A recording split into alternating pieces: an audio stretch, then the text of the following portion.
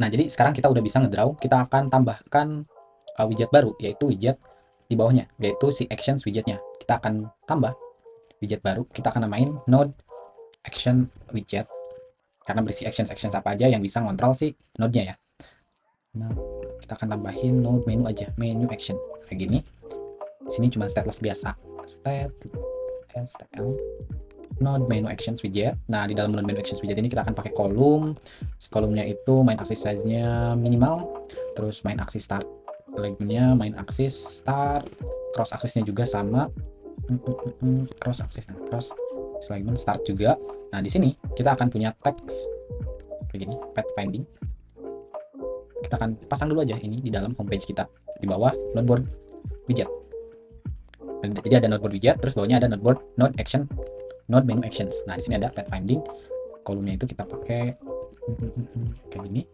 Nah, terus di dalam sini kita akan punya information widget. Nah, si information widget ini kita akan buat juga sini information widget. Bentar. Kita punya stateless information widget, import juga. Nah, di sini baru kosongan doang ya, baru placeholder. Kita akan tambahin kolomnya, kolom kayak gini.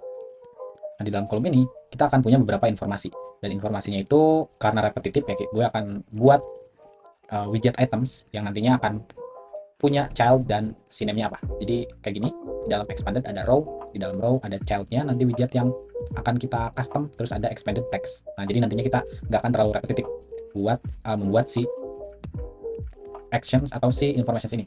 Nah, di sini kita kasih spacing 6. Nah, di sini di dalam kolom kita akan punya row children. Nah, si childrennya ini si itemnya. Nah, pertama kita akan punya item kayak gini, item empty node dan item visited node. Nah, di sini udah ada empty node, visited node. Tapi di sini kayaknya kita perlu spacing 12 kayak gini. Nah, ada spacing information widget. Nah, di information widget ini kita punya beberapa hal.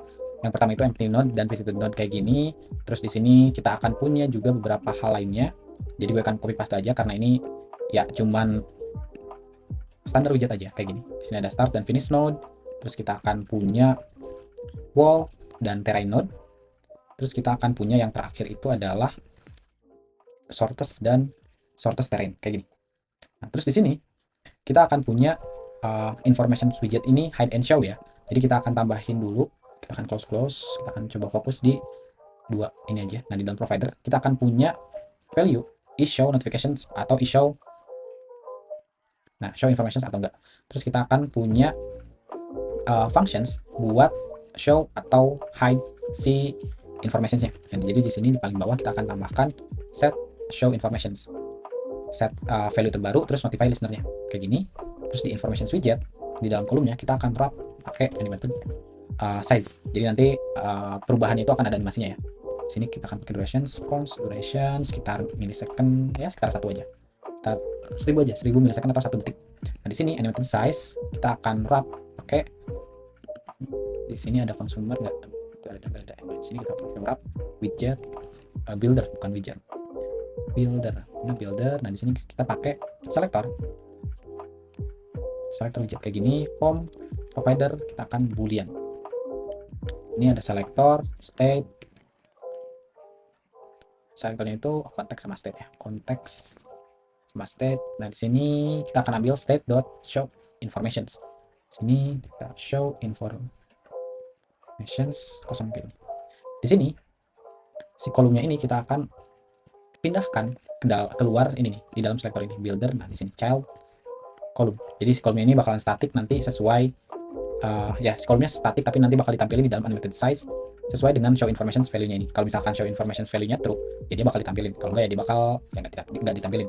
Kita akan tampilinnya itu kayak gini.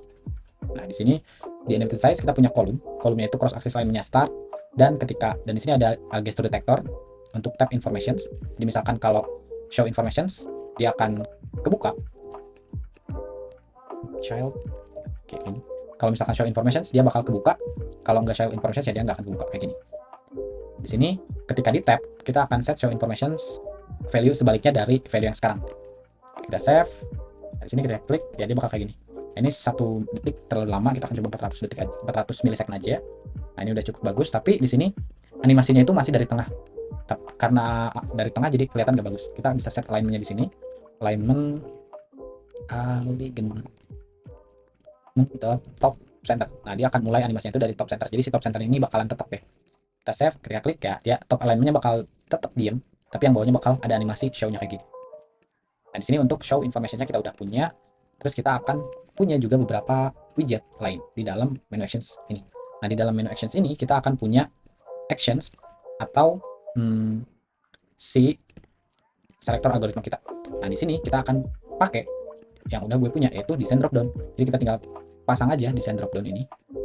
Design dropdown. Nah, di sini import aja design dropdown. Value-nya kita ambil dari home provider, terus algoritma options. Nah, di sini kita akan pasang atau akan buat si algoritma options ini dulu ya. Selector ini buat ya nanti aja. Selector kita import juga aja pathfinding. Nah, di sini kita akan buat pathfinding ini ya. Di dalam home provider kita akan punya list algoritma pathfinding apa yang kita punya, yang kita punya. Sini kayak gini. Pathfinding.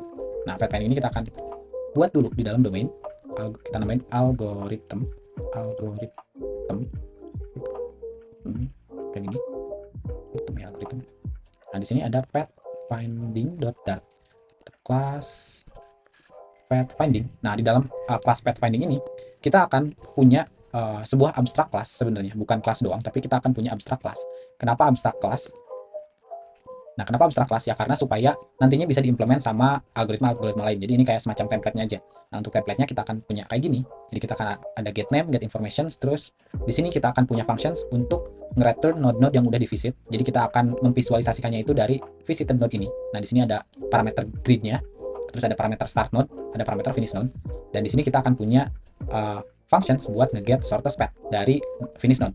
Nah, di sini kenapa cuma satu node doang yang ada di dalam parameter? Nah, ini karena di dalam node kita udah punya link atau koneksi ke node sebelumnya. Jadi kita bisa ngeceknya itu dari node-node sebelumnya, dari finish sampai ke start gitu. Jadi nanti bisa memudahkan untuk mendapatkan shortest path-nya. Di sini kita save dulu pathfinding class-nya. Kita import di sini kayak gini. Terus di sini algorithm options. Nah, di sini on change-nya kita kosongin dulu. Value atau langsung aja kita coba tambahin on change selected algorithm.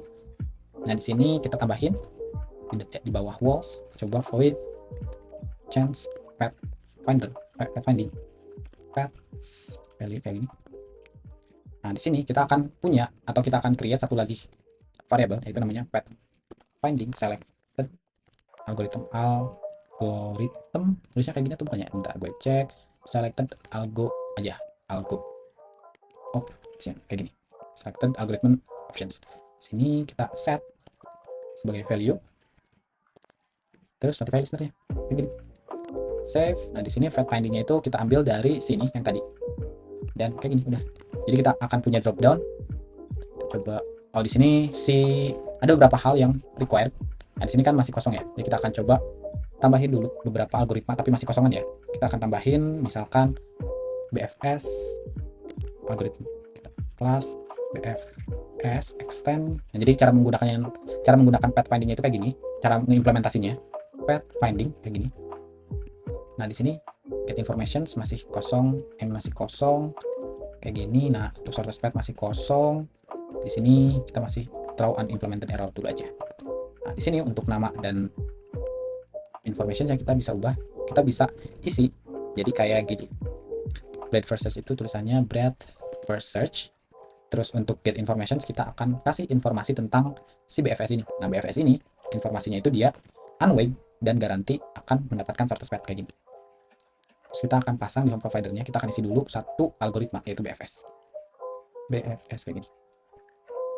Nah, coba hot refresh. Nah, di sini kita udah punya breadth first search. Ketika kita klik, ya dia akan ke select.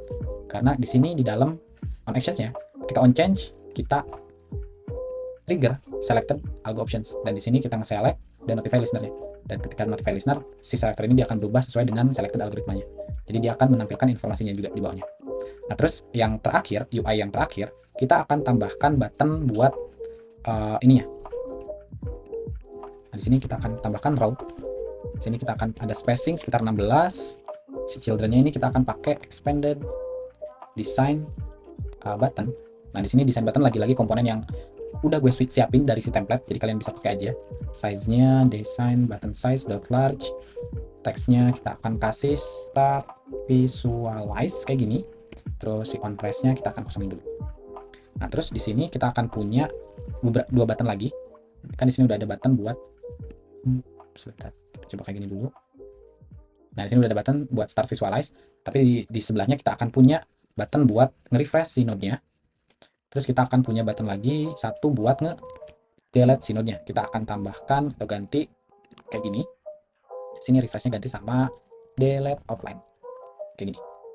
Nah, jadi si UI-nya di sini udah semua ya. Jadi di sini UI-nya kita udah punya untuk nge-draw-nya. Jadi kita udah bikin functions buat nge-draw si walls-nya. Terus di sini kita udah bisa hide and show si informations-nya.